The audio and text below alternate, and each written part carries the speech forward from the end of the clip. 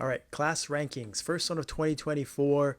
And I want to first talk about what I think um, went into this ranking. This isn't, I wanted to create parameters, first of all, because like the list changes depending on if you're talking about free to play, you're talking about 20 mil cap, 25 mil cap, 30 mil cap, which is what I do, and then the max funding, the max 50 mil cap, full 7 set app. So that's a different tier. The rankings actually change quite a bit, in my opinion, um, depending on what um, parameters you set, which again is a good thing.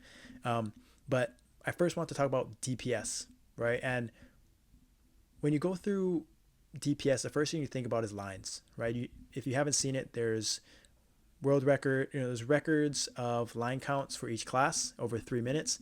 And a lot of them are pretty similar 15, 16, 17. There's obviously higher levels to it, but for the most part, it's jumbled up. Line counts are pretty consistent across the board, but you'll still universally believe that some classes are better than others, right? Just a tier above, right? For example, if you were to compare archers, right? You think like a Pathfinder versus a um, a Wind Archer, right? Um, I think majority of people say a Pathfinder is better, slightly, but I think Wind Archers actually have more lines. Um, if you want to talk about, say, like a hero versus a Kaiser or a DK versus a Kaiser, both in the 15K range of lines, but no one's saying a Kaiser is better, right? And it's because the main reason for this is one, how they get their damage, right? Is the damage coming from multiple active skills that you have to micromanage and to min max to get this line count? Um, uh, is it just a one button preset that um, as long as you're attacking, you're gonna get all your lines that you expect to, right? Do you have or is it how is it are you getting place down skills? Do you have to have the boss stand still? Like Night Lords are a great example. Their line count is um, based off of so many things. Right? For them to do their barrage and get the max lines, they have to stand on top of the boss, literally right on top. If they don't, if they're one character or two characters away, they're not going to get full damage. If the boss moves and they place down their shuriken, it's going to miss. You're losing burst. Right? Place down skills or how you do your damage is a big factor that isn't you don't just see you can't just see on the line counts, right? And the last one that is pretty common, like I mentioned, is one button presets versus combos and a lot of active skills is mobile versus emulator. Geminis talked about it before how Blaze Wizards actually have like a 1.5 to 2K difference in lines, mobile versus emulator. How is that even possible? Right? That's the challenges that people face, right? That's the things that people don't notice um, just by looking at the raw data, right? There's layers to it, and these are things that I factored into my class rankings. How is your damage? How easy is it? How consistent is it to do? On top of what your toolkit is to actually do the damage, right? Mobility, survivability, um, iframes, things like that. Again, all matter.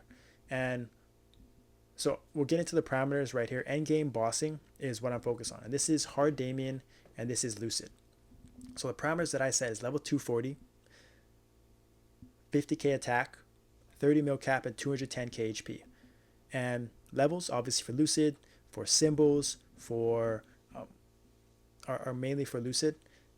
50k attack is kind of the baseline where either you have a level 40, you have your symbols leveled up, you have a level 40 weapon with the mythic secondary or a level 50 weapon with a legendary secondary weapon, pretty decent flames. 50k is kind of a good number to gauge off of. 30 mil cap, that's 4 set Absol, um, full level 50s.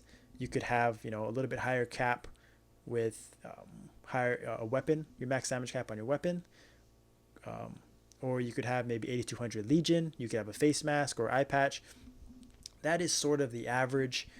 And then obviously 210k HP, just the culmination of having absols and skills and certain level of gear, right? HP does matter, and I didn't want it to, well, I just didn't want it to play a factor as too big of a factor in this ranking, right? So that is the parameters that I set.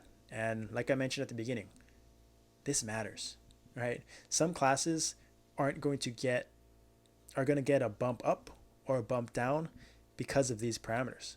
Some classes that, like for example, a Paladin or Mercedes, the peak lines, they're not capping all those lines with 50k attack at 30 mil cap, right? They need 60 plus to cap all their lines. So they may get docked for that.